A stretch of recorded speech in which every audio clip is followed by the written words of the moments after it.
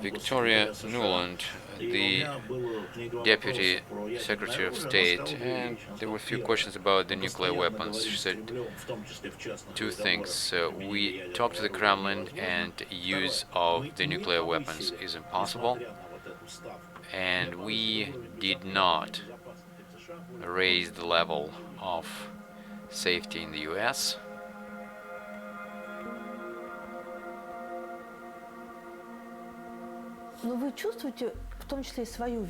Do you feel your own guilt? Yes, I do. That's my country that does the special operation conquering Ukraine. They say there is no Ukraine, there is just Russian-American border. Putin's friends who are participating in decision-making, they don't participate in decision-making, so they don't have any arguments and all that. Okay, fine.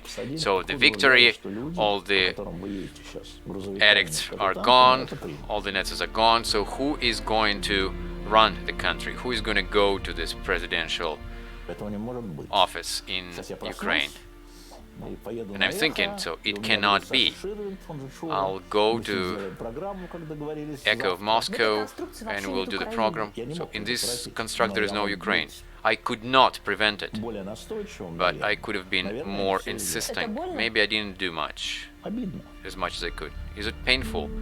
It's hurtful. Editor-in-Chief of Echo of Moscow, Alexei Venediktov. How do you feel? I feel tired. I'm tired of all of it, you know. And I would say there is this feeling of anguish, not just about Echo of Moscow. It just seems to me that I'm sleeping. And sometimes I kind of pinch myself and say to myself, so I'm going to wake up and I'll go to Echo, I go to Alexander Shivin, this actor, my friend, so we'll do the program as we agreed. And I just realized that the program with him is over and I can't really wake up. So, and it's all happening like a dream, and it's not like reality. So all those unicorns are running around me and all that, so it's crazy. So you're one of those people who kind of understood always the trend, the vector of development of the party, of the ruling party. Could you realize that it could start, the war could start on the 24th of February? Well, yes, you know, there were people who were afraid of this, and we were kind of thinking, so it's impossible, it's impossible. Did you see that? For example, all of a sudden, big battleships from the Pacific Ocean went to the Mediterranean. This is so why would you run all these ships to the Mediterranean? So we have enough ships over there. So it looks like they're surrounding the country, and together with that military exercise. And it's not just demonstration. You know, they go around Africa. And I went to my friends, to those military guys, and I was asking them, so what's going on? Is it demonstration? And they say, and say, no, it's not demonstration, it's real threat. This is what they were saying. And there were many things like that. So the Army 41 went there, and I was like, Army 45. So what?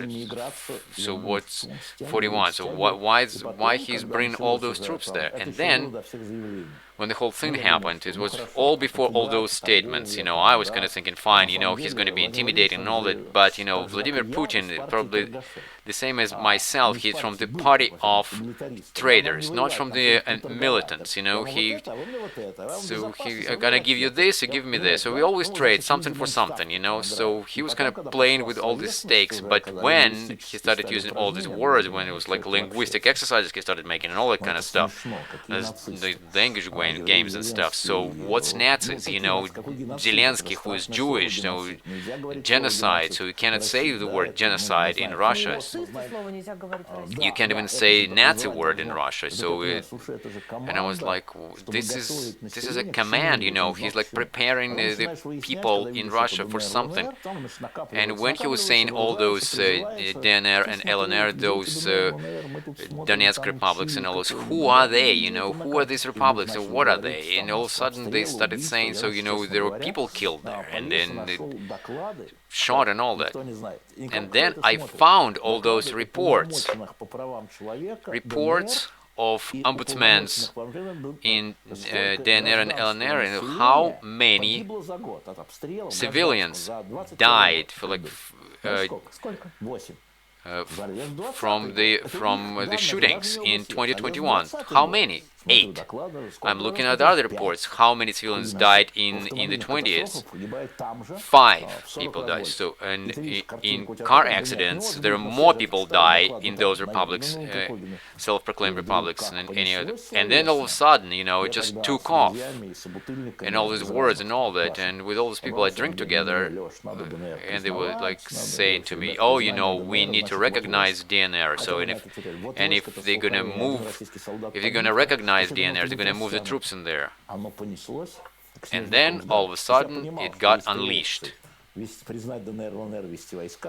I realized there were a couple of options. One of them, they recognize Donetsk Republic and Lugansk Republic, and they bring the troops in, so there will be confrontation with the Ukrainian army. But then, when I saw how they're accumulating troops in Belarus and in the Black Sea, so they're going to control Ukraine. Is it possible? Was it? So I was talking just to people. We were talking with people on the 15th and 16th of February, and I was just telling them, so if we just recognize two of these republics, it's like 30%. So if they're going to have the borders of those republics is like 60%, that's possible, and then 10% minimum, that's going to be the invasion. And Putin chose this invasion. For him it would be too little, the Lugansk Republic and Donetsk Republic, because he already feels like emperor. So those little republics are like nothing. Where is the microscope? I can't even see them on the map. This is his thinking. But Ukraine, it's a serious thing. First of all, it's kind of funny. Well, funny is not probably the right word. Zolotov, the guy who is the head of the Russian Guard, he's my kind of good friend, but so do you like him as your friend? So, but he was the one whom I knew long ago, when Sobchak, this guy who was the mayor of St. Petersburg, who died long ago, so he was with him. I used to drink tea with him, and he always kind of says things bluntly. And he said, there is no in Ukraine, here we have Russian-American border, he said. And they said to him, you've been saying this for 5 years. And he said, yes, we've been fighting with America, DNR and LNR, this Lugansk and Donetsk, it's like nothing. So that's why his strategy, it was clear, the union of Slavic states, not really empire, but say like those natural borders of Slavic empire, if you may say so. I had a talk with Putin long ago about the Crimea after it was annexed, and he said, so why are you criticizing me all the time, he told me. And I said to him, Mr. Putin, when you annexed the Crimea, it was unfair. We're not talking about international law here. He said, unfair? Is it just, though? But the Crimea is Russian. But he said, it's just, right? This characterizes him, not me. And when I realized that he thinks this way, let's say this is how he thinks, then you can build on it, And when the war started, and all my colleagues got together here, and we had a briefing, and I asked them who was surprised with this.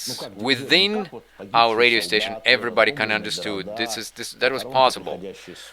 All those cities that are bombed, the soldiers who were killed, and all that. So nobody was surprised, because this is a consequence of the chosen vector. Many people understood that. Nobody wanted to believe this, so don't get me wrong. Yes, we understood, but nobody wanted to believe in it. So you see, we're from the party of traders. It's trading with Americans. What could have been done so that it wouldn't happen. Who? Us. So those who were putting bets on that. So I understood that if you want to win, so we need to trade with the main trader. This is America. So Trump was there. And when he was there, the whole thing was prepared here. Understand, himself. And Putin thought that Trump is ours, and Trump could be tricked. And for Trump, you know, Ukraine was kind of nothing. You could trade Ukraine for something. You can kind of tackle things together, you know, make NATO weaker. And Trump lost the election. And those Democrats came, those about human rights, NATO around us, Biden with all this Europe and all this. When they say Americans, who are these Americans?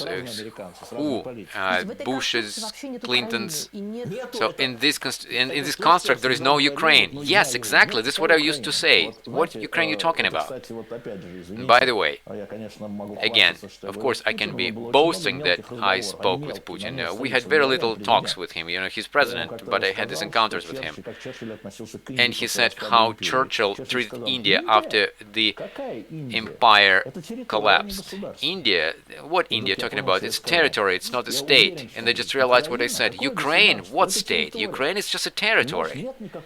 So there is no Ukraine for him. This is a land where interests of America and Russia confronted.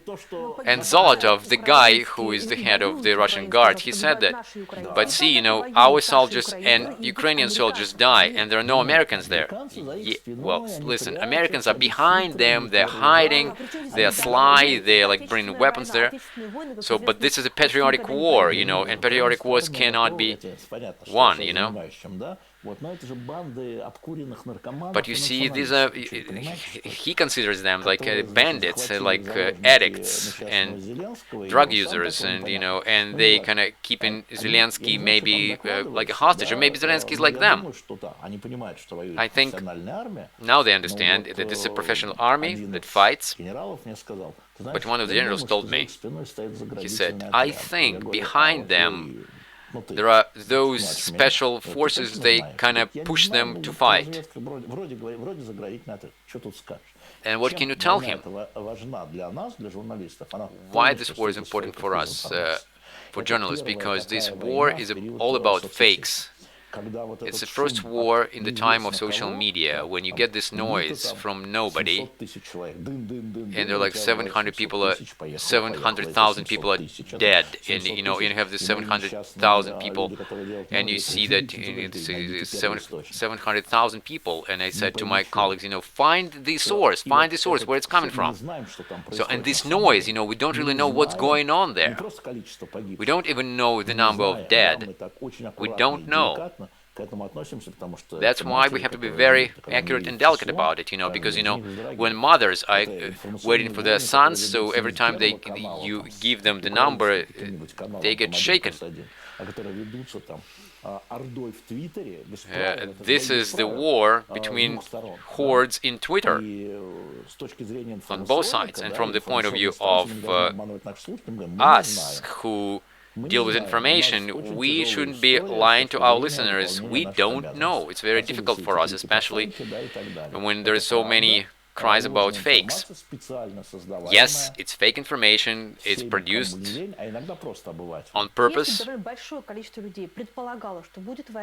If so many people, they implied that there were going to be a war in Ukraine, many informed people thought so. So then what these people could have done, and they haven't done. So do you include yourself in this group of people? But you see, I'm a person of talk. when we started talking about the threat of the war, and I was insisting on this, and he was saying to me, you know, you're crazy. This is the people who are making the decision. It was a whole month before that. So, and everybody were saying about Donetsk and Lugansk republics, and they were saying, so that's, you know, where it's going to be happening. I think that the key problem was that Putin's officials who sort of make decisions, they don't really participate in making decision-making. They just accept the decision that was made. They don't really discuss it. There are no disputes there. So Naryshkin, he wasn't even arguing. Putin just said to him, what? So are you going to launch the negotiations again? You know what's happening there, and they did that on the camera. What's happening there behind the camera? So it's a very interesting story. This is the rule of Putin's team, and this is what's important there. What's simple, this is what is efficient. I talked to him, and he said, and I said to him, so the parliament, you know, issues stupid laws. I said to him, and he said to me, listen, if before you had to lobby budget, you had to make confessions with communists, with liberals and all that, and it would take 6 months, and the country was kind of shaking. But now, you know, they do it like this, like with a snap of the fingers, very quickly. Quickly meaning efficient. In fact, it's not, in my point of view, but it's realized simply meaning quickly, meaning efficiently. Why we're wasting time on this long talks? And I think that's terrible. Because there would be a war if I was the head of the company, because if I'm doing it myself, in the Navy, in the Tsar's Navy, they had this rule. First, they spoke to low-rank officers, then higher-rank officers, and then captain was making a decision. You know, the captain has to make a decision based on the opinions of his officers. Do you feel guilty of what's happening? Yes, it's my country. My country is doing this special operation to conquer Ukraine. It's my country. How cannot I feel that? I could not prevent it. But I could have been more insisting, maybe. Maybe I haven't done enough. So, and you know, as a result of this, people get these death notices for their sons. And people die in Ukraine, and all this collateral damage, and all those civilians that die. So they are people, and they die there. They are. From the journalist's point of view, this campaign is unfolding as it was planned or not. Most probably from the journalist's point of view, the war, I'm looking at the political part of this campaign. The campaign is unfolding absolutely off the plan. Simple, meaning efficient. So the task was, you know, to scare off Zelensky, and they put there Yanukovych. He said, back then Yanukovych ran away, so and it was a vacant place. So Zelensky will run and will bring their new one. So their dream was, you know, to kind of hush them from Kiev. He's a clown, you know, he's a weak guy. And then the joke is, you know, there is nothing more scary than a scared Jew, you know. And all of a sudden, this clown, you know, maybe it's a myth, a symbol. So it didn't manage, didn't happen. Zelensky is there, like in the Finnish war. Then when the Soviets thought, you know, they're going to have this war in 1941, in 1940, and they thought, you know, when they kick the Finnish out of the Finland, and they'll have their government there. But they didn't think about what they're going to do with the land. But they kind of were thinking, oh, they're going to accept it, whatever, How come you think they're going to accept it? Okay, fine. So in Ukraine, you pushed away the Nazis, so all the drug users are gone. So why do you think those people who live there will accept it? But, Putin really thinks that everybody understands that we are one people. Of course. So that's an issue of his bad advisors, or it's his belief. It's his belief. But these bad advisors, they're trying to guess properly. But bad advisors saying, yes, yes, yes, you're right. After Surkov, his former advisor, there are no any advisors that would actually object him. Where is Surkov? He supported Medvedev at some point, and now he's gone. Development of this situation. This is the finale of Surkov's scenario. No. Here's the story of 2014. Surkov was persuading Putin that south and east of Ukraine will accept Russians the same way as they accepted the Crimea. But we had the Crimea already. So we got the Crimea with no shootings, So it was a dream. People kind of accepted it. Mr. Putin is going to be the same there. And then there was Slavyansk and Kharkov, as if yes, but then it turned out no. So in other words, he lied to the president. And that's why they stopped. Putin is very observant. He is not stupid at all. To kill people on both sides, it wasn't his dream. So 7 years passed. Our army got stronger. And on the other hand, the threats got heightened, more risks, and Russia got bigger. So now we need to bring these two countries back together, this Russia, Belarus, and Ukraine. We kind of make them a union. It would be kind of pretty strong bloc, probably 44 million people in Ukraine live, and there's a lot of military enterprises there, and it's all our people, so we need to get them. And of course he gets offended when they say to him that, Russian people are heard there, Russian language heard there, and Ukrainians make this crooked laws, but this is not the reason for invasion. But he thinks it is a reason because there is no one there to protect our people there. And just in the eve of this, and he was saying, so do this, do that. We were saying this. Yes, yes, yes, and lie. Yes, yes, yes, and lie. It's impossible to talk to those Ukrainians. I'm just kind of, giving you his words. So what we saw in his meetings with the business, those people who were wordless. No, they don't impact the policy. If you remember, in 2003, there was the case of UCAS. The foundation for the case was, it's all mine. So all you should leave politics. I'll give you the chance to make money for everything you want, all those yachts, lovers, and whatever, anything. You can actually sell pieces to the West with my permission. But if you want to be in politics, ask me for permission. It's a quote. So that was an agreement. And making an example of UCAS, he kind of showed that UCAS breached this agreement.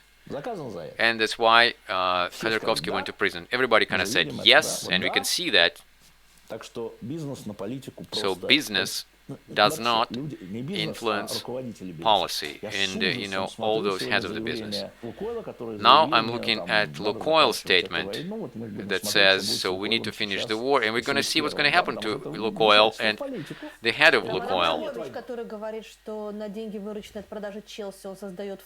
What about Abramovich, who said that when he's going to sell Chelsea and he will give this money the money to all the victims of the war. Victims of the war in Ukraine. But I know Roman Abramovich very well, and you know, all those soldiers who were wounded and injured during this war, they're also the victims of the war. So be accurate here, you know. But the word war is there, but it's not. It's the word war. It's not the war. You know, like our censorship agency, Roskomnadzor, they catch the word "война," which is in Russian war, but when it's done in English language and there is the word war, so they don't track it down. So they're tricky. Business speechless, да, абсолютно. Business is speechless. Perhaps his argument to them was in so like without cameras talk. And as I was told, maybe it's not true. He said this: I told you, bring all your capital here. I told you that when they had a chance, they will take your money away. I told you about this 7 years ago, and you're like, here and there, Monaco, London, and all that. I warned you, he said to them. The security board of the country, why they do this? They are supposed to have the sense of dignity. Maybe dignity is a different thing. Maybe they think that their dignity is in the competence and expertise, and Tsar can do whatever he wants. I don't know. I don't know those members of the board, security board, what they do. You know, there are no discussions there. You know, if he says something, just accept. This is a system of making a quick and quote-unquote efficient decision, you know. Don't chew on your drool, you know, kind of do the thing. This is what he says.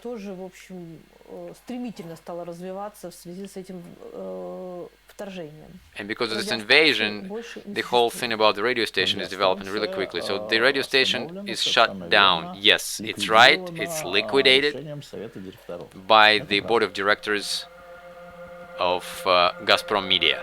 That's very true.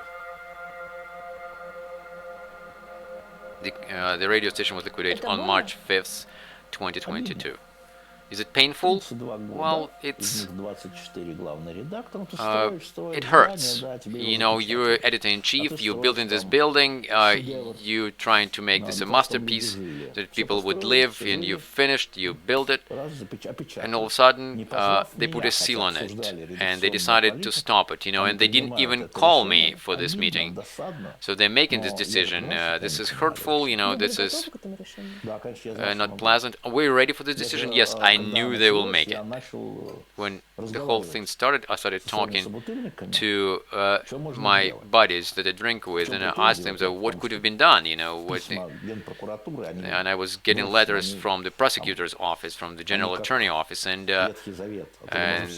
they were like this Old Testament, you know, you could find there everything, you know, like philosophical bragging and all that, and clearly it wasn't the general attorney's office that was talking there. So, and I started meeting my friends, and I started asking them, so what is it? Are there any claims, like any questions to me? No, there is nothing concrete. And when I realized that the concrete claims were particularly warped and distorted and sent to Putin, so what they said to the president, for example, so they said that on air in on the radio station, this Ukrainian propaganda guy was saying that to launch a missile and hit the Kremlin with this missile.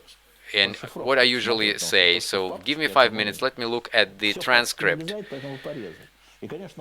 So, and of course, the talk was completely different. That, of course, yes, there was one of Ukrainian journalists, Vitaly Portnikov. He said, so if Putin will decide to hit Paris or Warsaw with nuclear missiles, then naturally, as a response, he'll get those missiles from the West. So it was completely different context. So this part was lost in the letter. So they realized when Attorney General's office, when they looked at the report that they sent to Putin, they didn't have that. And it's also in the light of that my hosts, they support extremists statements and, bring people on the streets. And I said, show me. And they showed it to me, and it's not like that. There were like many examples like that. So this is general, you probably understand it. So and I said, do you have 2 interviews? One of them is stupid, and it's not like that at all. Every day I have 19 interviews. Or another one, very funny. They send me a notice that's going to be sent to the president.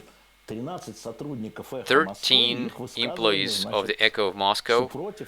These are their statements. They're not extremist, but similar. And I said, look at them. So out of the 13 people, 4 of them are hosts. Mr. Sonin is not our employee, but there's a quote from Sonin, who's an economist. And out of these 4 that are in the list, 3 of them employees are journalists. This is their statements in social media. It has nothing to do with Echo of Moscow. And only I, myself, with my statement, there's a political mistake of President Putin to start this operation. Out of 13 these materials, only 1 quote is mine. So naturally this report didn't go to the president. So, and how many of such piece of papers went kind of around me? And of course it's lie and all of it. So, but since they were anonymous and there is no one even to talk to, this is how they form an opinion. Don't you think that it's not really a point of notices? But you see, they worked as a trigger. That on the one hand, you have this information that your operation is hindered in many ways, and there's those sanctions and the volumes and volumes, economic volumes go down, and your own media actually works against you. So these are enemies, and those are actually traitors. So we are traitors. TV Rain is traitor. Echo of Moscow is traitor. Novaya Gazeta newspaper is a traitor, and clearly what you do with the traitor. But there is a whole line of 100 people and media that's behind it. No, you don't understand how they think. So this is the invented myth. Like me, and we're people of the same generation with the president. For us, media, it's traditional media, it's influential ones with reputation that work in cities. There are 3 of them. This is TV Rain, Novaya newspaper, and Echo of Moscow. Why the others were closed? Well, they're just cleaning the field, so to speak. They're wiping them off. So, but with us, because we're influential, because ministers to come to us, deputies come to us and give interviews, because we have lunches with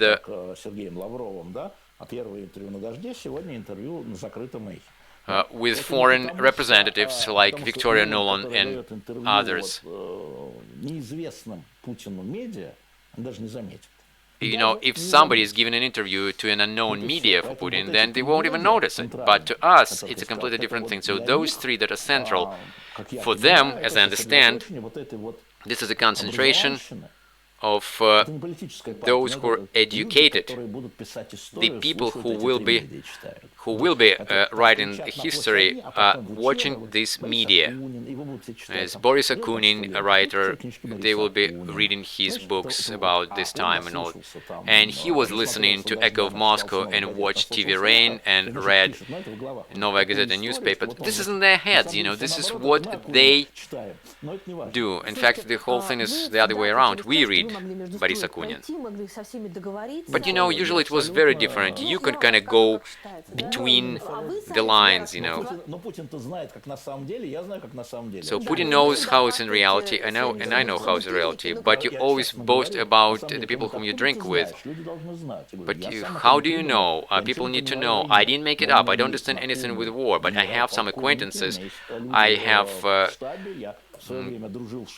colonel generals and that I can talk to. At some point I was friends with Shoigu, Minister of Defense. I don't understand things, but I go to them and I ask questions, and I can get all information I need from them. And so when I don't know, I go to these people and I ask them to brief me. When I say that Putin reads something, it's not my fantasy, it's not my imagination. These are some snippets of the talks that I had, and I tell you, where did you get this? I talked to someone. It's not. So it's not. It's just my habit as a historian. So I need to know the source where I get the information from. Don't you think that this strategy actually failed? What strategy? The strategy to talk to those people, to make agreements with them, and trying to save something. What are you talking about?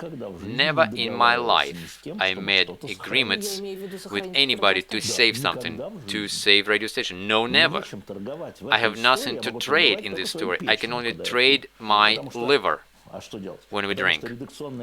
Because my policy, editorial policy, is public, and everybody can see that, and it's a big risk.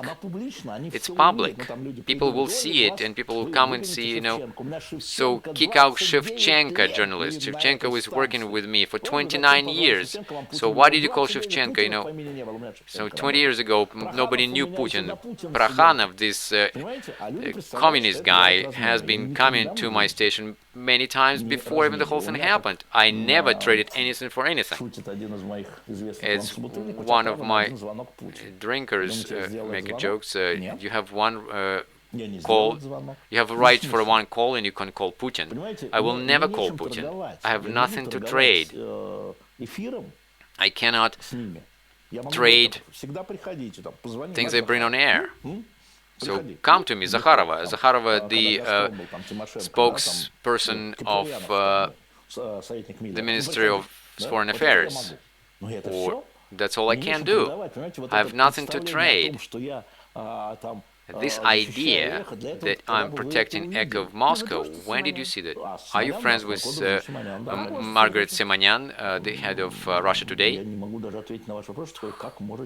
How can you be friends with her? I can't even answer this question. Probably we are differently understand what friendship is. With my friends from that tower, Simonyan, Dmitry Peskov, when we get together, what we're talking about? We're talking about families, about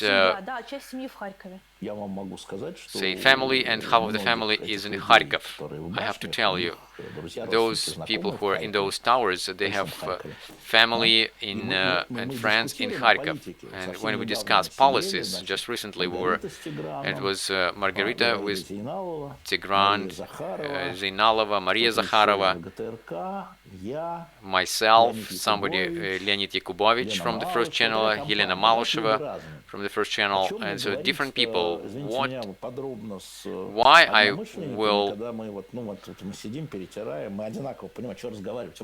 talk with them, we understand everything. So when I talk to people that think the same, we wouldn't raise the subjects because we understand everything. But there with them, it's a different story. I, as a journalist, I go and collect information. Why I go to meetings with Putin? Why I come to the meetings with when Boris Nemtsov was alive? Why I go to the meetings with Aliyev, the head of Azerbaijan, and all that? That's the thing. It's a talk. Don't you think there is a point that is called war, when the talks with the people who support the war, and all this kind of small talks are impossible? No, I don't think so. So you can get together and talk to them. Yes, we need to talk to them. Especially if the person is a president of some republic. You're talking. Did you Would you interview Breivik? No, but I would. Say, listen, friendship and interview is a different thing. But you're friends with Simonyan, with her husband and all that, and you just was meeting after the war, 2 days before the war. It was 22nd or 21st of February before the war. Would you meet with them? Now? Yes, of course. And I will be persuading them that's wrong. Don't you think that the time of compromises is gone? No, compromises when you make concessions. We are from the party of traders, so what compromise here? No, we just talk and we're trying to prove each other and we're trying to persuade each other. So if I was more convincing, maybe these people during the discussion in their groups, they would add the arguments. Maybe we wouldn't have war, But I didn't have that. I didn't have enough. Maybe not on the level of Margarita Simonyan, the head of Russia Today. But if you see a neighbor who has a different opinion, looking different at Navalny, at revolution, at Jews, finally. So are you trying to shoot at them? Or you're trying to convince them? And myself has been a school teacher of history, so I'm trying to persuade them, to give them arguments. Try to convince those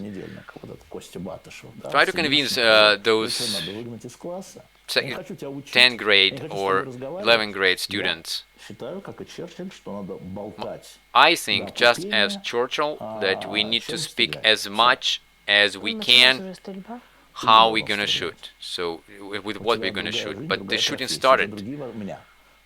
So now it's totally different life. I always give the story about this Ivan Golunov, the journalist, how we're getting him out of prison. It was very indicative. Margarita Simonyan and I never knew Ivan Golunov. Irina Vorobyova, the host of one of our programs, told me about him. So we managed to get him out of prison. We managed to do this because Dmitry Muratov, Margarita Simonyan, and myself, relying on this public outrage. So in this construct there was Timchenko too, this other journalist. So I'm talking about those people who could talk to authority representatives non-formally. Informally. So Yevgeny Roizman, who fights all these drug traffickers, I said to him, I don't do much myself. Before going to those guys on the top, I'll ask him what is true, what is not, and what do you see there? Ask my friend. And then Yevgeny Roizman, without knowing Ivan Golunov, and he said, that looks strange how they planted drugs in his bag and all that. So what to ask? I don't know how to talk to all those generals. I say to the general, because I got this information from Yevgeny Roizman, who is expert in drug trafficking, and I come to the general there and I say, listen, so where's the source of this drug? So for this drug dealer. So they showed us the case, they showed us the file, and then I asked all those generals, I understand how you arrested him and what the suspicions are and all that. But, so where is, how he deals the drugs, and so show me. So there is nothing, I can read it. And I say, wait, I understand all this. He's bad and all that, but where is he selling the drugs? When I said it 4 times, they didn't show me where he was selling the drugs, and then Margarita Simonyan called me, so she's like asking me what happened, and I said to her that he's going to be put in prison, and those drug user and all that. And I said to Margarita Simonyan, I told her how I was looking in the file, and I'm telling her the story. And then she said, so we need to get him out of prison. And I said to her, go on the 4th floor of the authority, and I'll go on the 3rd floor.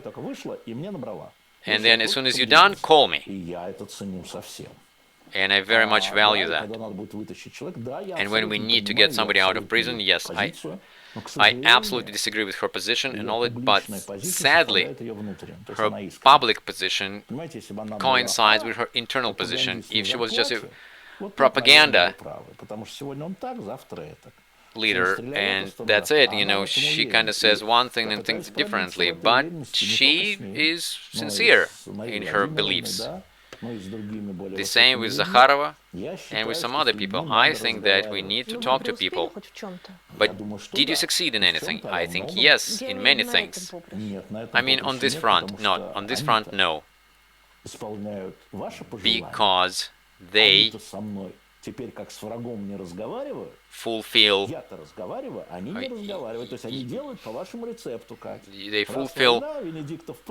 your recipe, you know. So if it's war and Venediktov is a traitor, he's the enemy, so we don't talk to him. So we know his position, and there are not so many people, and I go around being annoyed, and I'm telling them, so guys, look, and all that. When I'm talking about these 8 and 5 civilians who were killed in those years, and there were no victims there like that. And who's gonna read that, you know? But for them, for those people who have the official position, so these facts may make them rethink. So they behave according to their recipe, and I'm working according to mine. Как вы будете дальше жить? В смысле? How are you going to live further on? See, I'm living, I'm here.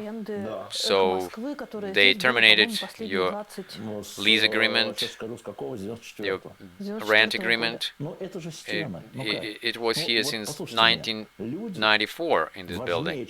But it's just walls. People are more important than walls. So what are you going to do? Well, so what are you going to do? So that's why I ask you, how are you going to live? Obviously, we need Ekho Moskvy, we need to live day by day. Today we will be on air, and maybe for next 3 months, according to the law, the shareholders are supposed to pay us salary. 4 months, maybe 2 months. Some people will want to leave. According to the law, 3 months, but maybe 2. Because, you know, people can take their salary and leave right away.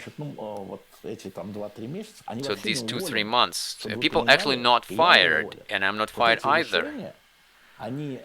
So those decisions that they made to liquidate the radio station, but they did not liquidate the company, Ekho Moskvy. You know, we are hired by the company, not by the editorial office. But, you know, in order to fire someone, you need to forewarn the employee in advance and all that, and you need to pay them 5-6 salaries and all of it. So far, people work. What can I say? I have no idea what's going to happen.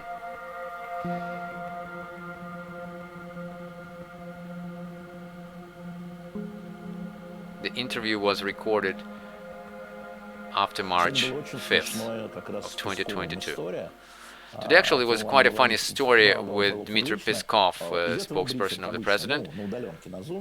That was his usual briefing through Zoom. Maxim Kurnikov was talking to him, and he said, Dmitry, may I ask you questions? I'm from Ekho Moskvy. Maybe I will be from Diletant magazine. It's a good magazine, so don't try to liquidate Diletant magazine. So come from Diletant magazine. So there are different media that you can come from to such briefings. Don't you think that the liquidation and the situation you are in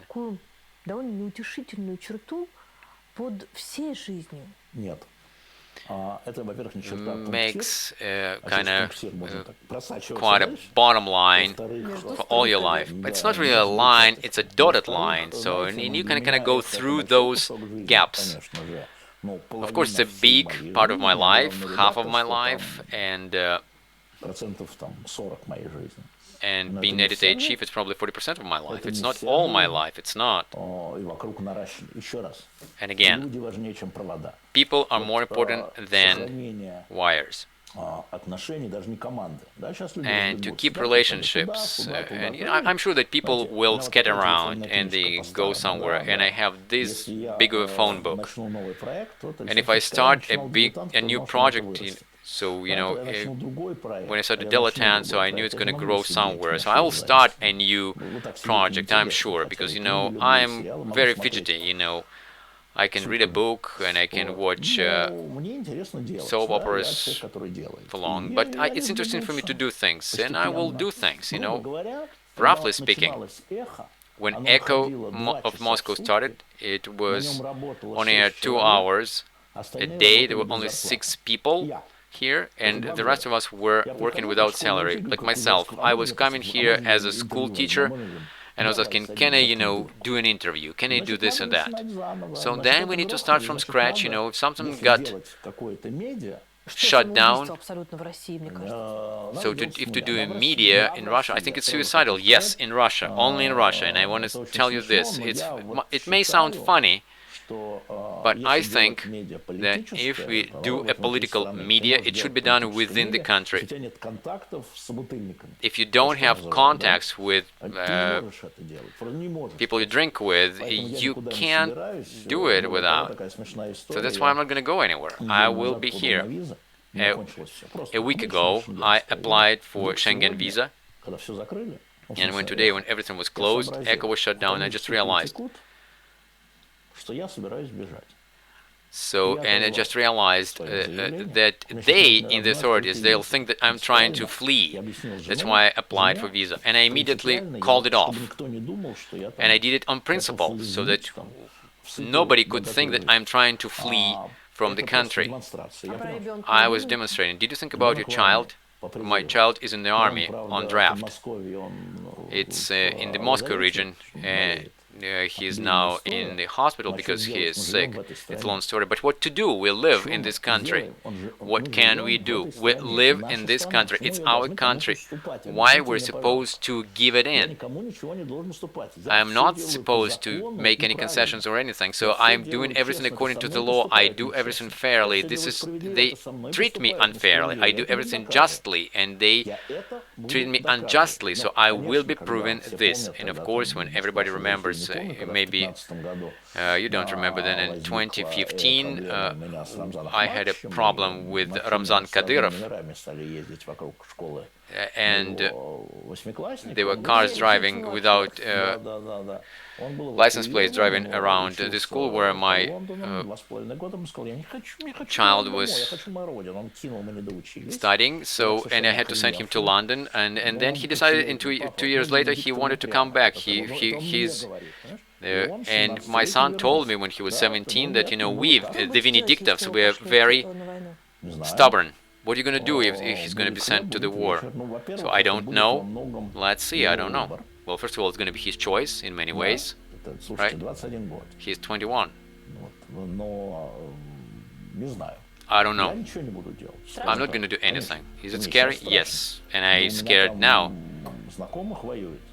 I have a lot of people whom I know who are fighting there in the Russian army. Not generals, of course, but in Ukrainian army as well. Many acquaintances. It's frightening.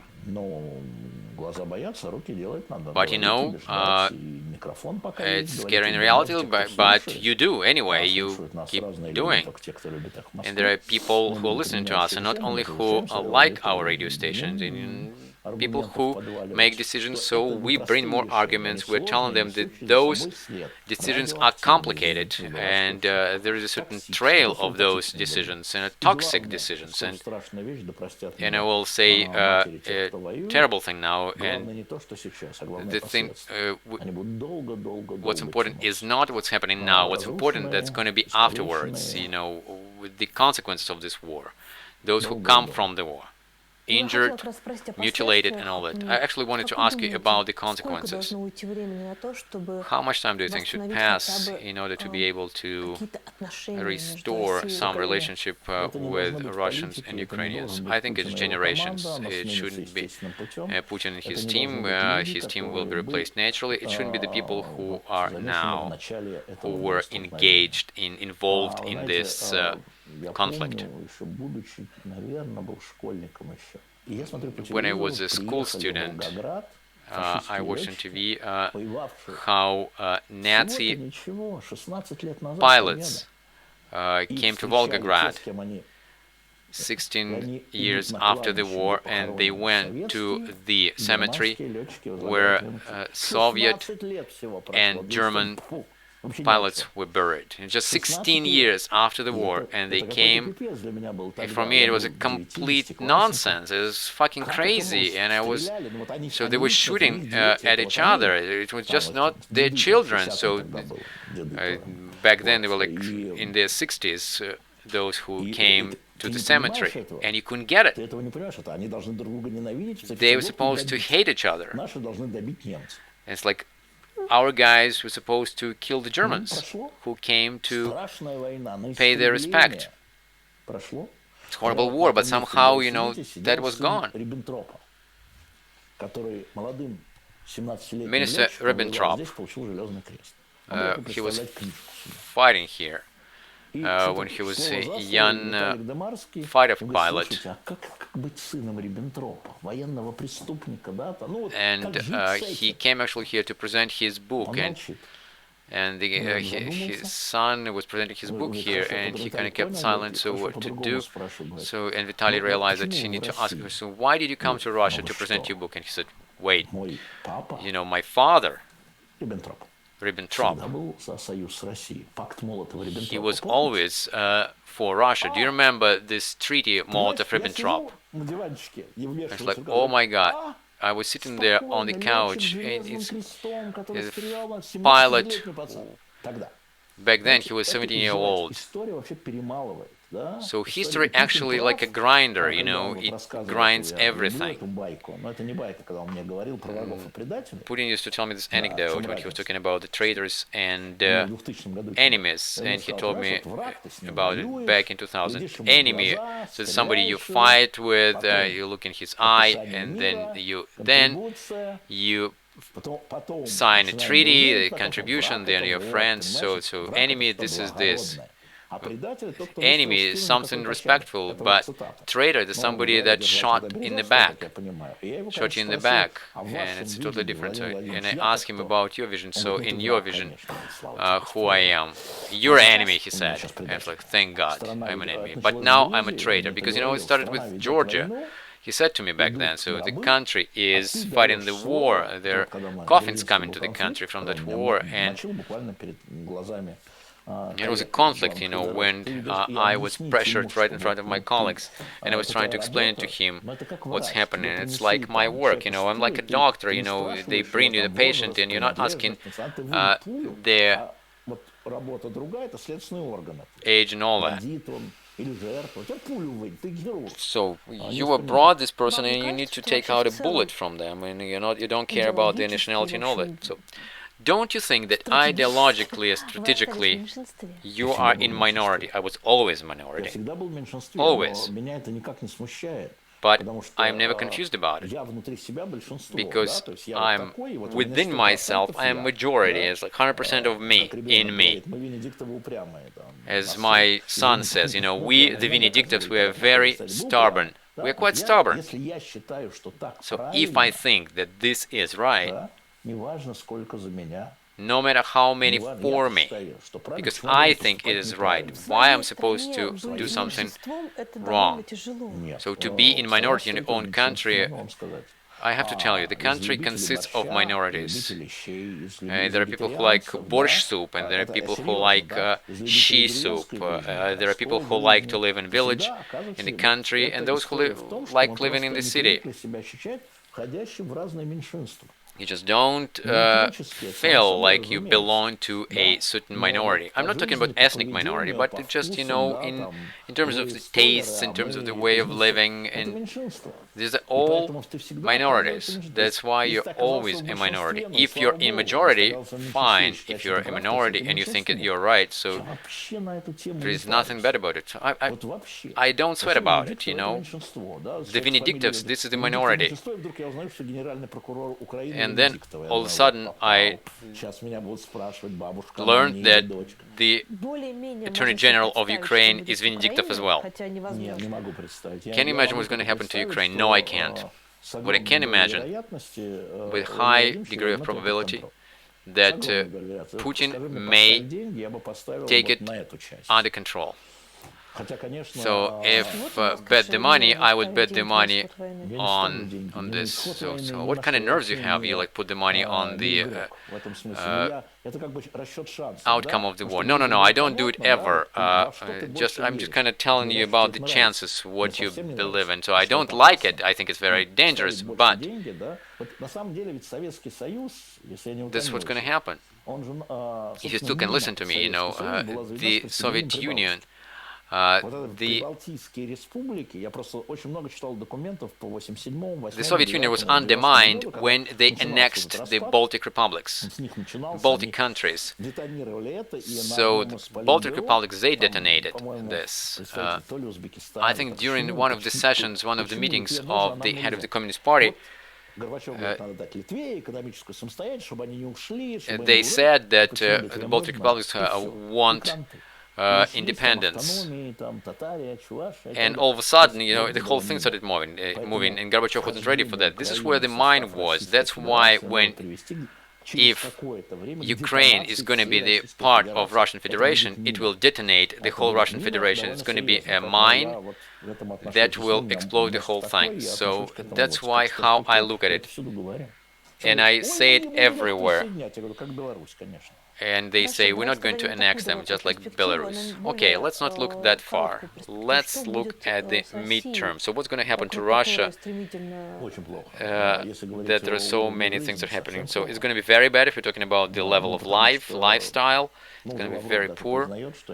Even Minister of Foreign Affairs, he admits that they didn't expect so many sanctions. They were expecting these sanctions from the states, but they never expected such treatment from companies. Why Ford leaves us? What happens when Renault leaves? But all of these are jobs, and these are Russian employees that's going to be unemployed. So they thought when they started the war, so they thought it's going to be the countries that will be imposing sanctions on us, like all those state-owned companies and all that. But they never thought that such companies as IKEA would introduce sanctions. Like H&M store closed. But these are for not rich people. They didn't know that private companies will be doing anything like this. This whole story with Fillon, the former Prime Minister of France, he was getting an incredible salary in Siburneft, oil, and other company. So, and he could live like this. You can sit here and there and everywhere. You can sit here with us because they started prosecuting you in France. No, he got up and left. He was personally engaged by Putin because when Fillon was prime minister, Putin was prime minister in Russia. And now, so here, so why Fillon? Why did you leave? And when he says something publicly and he says why he leaves, so why did you leave? And there are many like this. We don't even know their names. A very big businessman. They knew that oil companies will leave, but they didn't realize that hardware stores will leave us too. For Putin, a great love of his is sport. And all of a sudden, athletes were deprived of their awards. Biathlon. And we know how athletes are preparing themselves, and they won't have any chances there, you know. And we, fans who are waiting for World Cup, and oh my God. So this story about those small stories, and they never knew that conductor Gergiev, and Putin respects him a lot. We're talking about influence. And they said to him, so condemn it, or we will fire you from Munich Philharmonic. So Gergiev didn't say a word, and they kicked him out. And Netrebko, the singer, also. So for us, it's outrageous. But if they support the war, so there in the West they say, so I'm sorry, go away. It's like when they prohibited Wagner. We are more cynical and more about money, and we don't understand. It's like this money and all that. No, no, no. This works differently there. So this is what the top of Russia didn't expect. They were thinking like, who is gonna touch this great Gergiev? That was the Burgermeister of Munich. He did that. What are you talking about? So shame. You know, he was shamed from Philharmonic. Personal friend of Putin. But in Russia it's going to be bad. Militarization, nationalization and all that, and how these people are going to live. I'm talking about citizens, but those who are elites, who are used to different level of life, they have to get used to this. Are they ready for that? When they were discussing it during the Security Council, so they will have to, then they're ready, so they won't have a chance to leave. Probably not, so whatever. I told you, I didn't get my visa, but I want to, you know.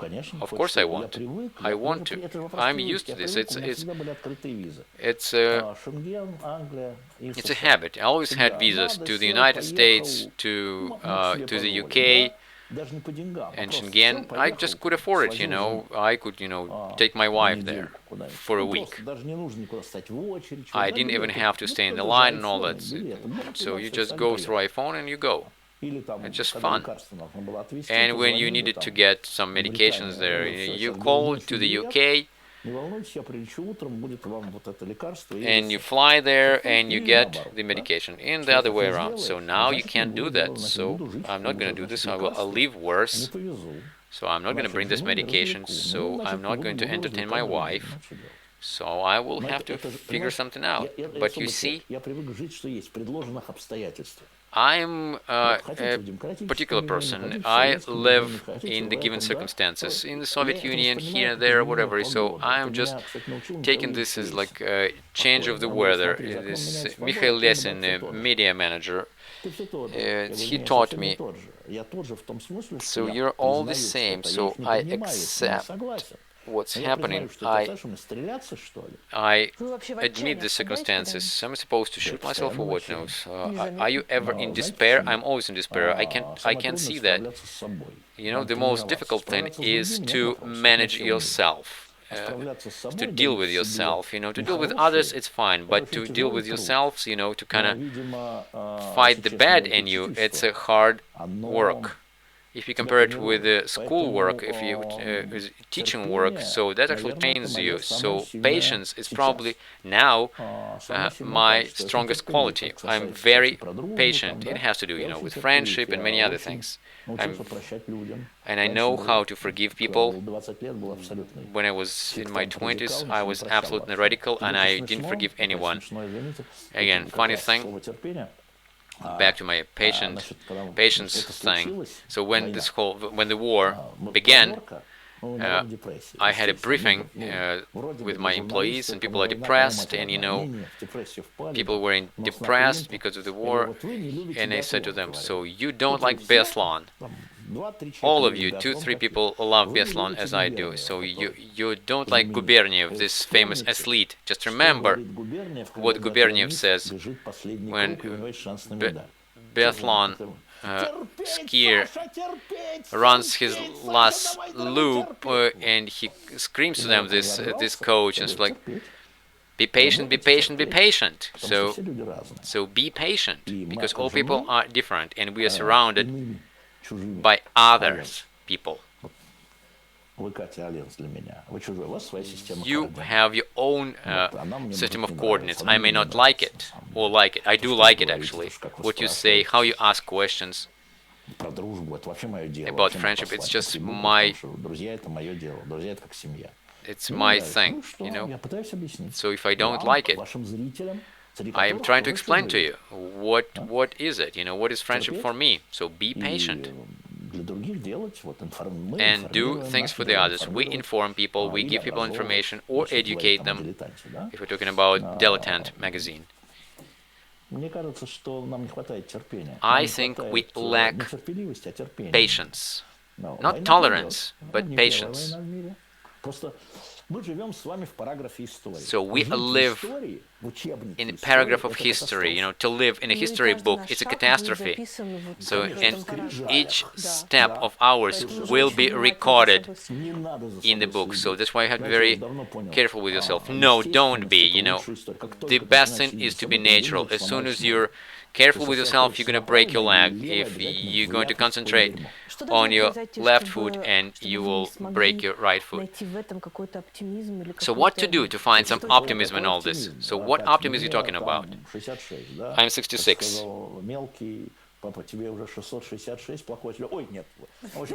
As my son said, you're now 666. Oh, wait a second. So you don't sound like you're desperate. No, I'm not desperate. You need to continue digging, not just be patient. You need to dig the tunnel for those who are crawling after you. You know what's the brightest story this year? I'm talking about the calendar year. It was in September in Saint Petersburg. I'm walking along the Marat Street, and somebody grabs my sleeve, and I don't like when somebody does it to me. And I turn around, and there is this Petersburg citizen, old woman, about 87 years old. She, with the straight back, you know how they describe in the books the St. Petersburg lady, old lady, and she asks me, "Are you Venediktov?" And she holds my arm, but a woman, you know. And she says to me, so I'm just from the hospital, and I was listening to Echo Moskvy, very helpful, and then she releases my arm and walks away, and I'm thinking, fuck me. So this is what I'm doing. This is whom I'm doing it for. This is for this woman. All these 30 years, I did it for this woman, you know, that I would be caught by a stranger in St. Petersburg street who will thank me for that. And I told everybody here, so we're working for this one woman, and I don't even know. Can you imagine that she was there alone in the hospital on the bed, and she was, you know, linked to this tube or whatever, and Echo of Moscow was working for her, and this is the sense of life for her, and you're working for this person.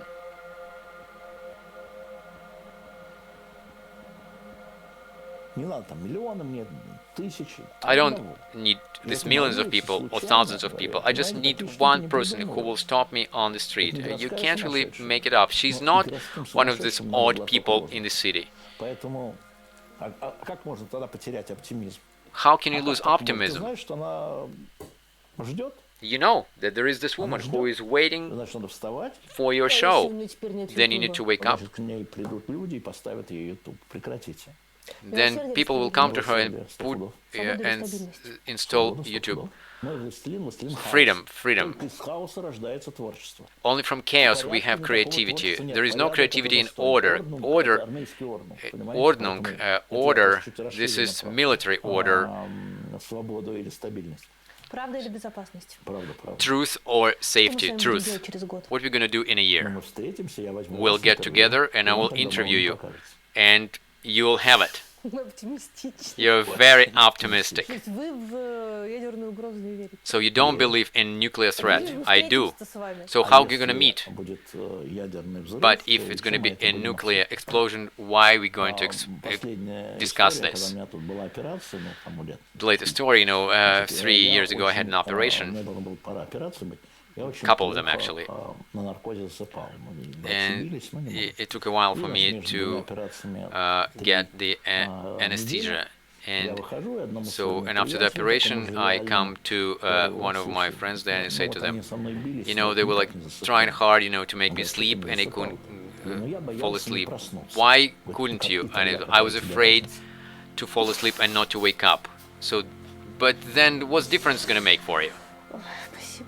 Thank you very much. Don't mention.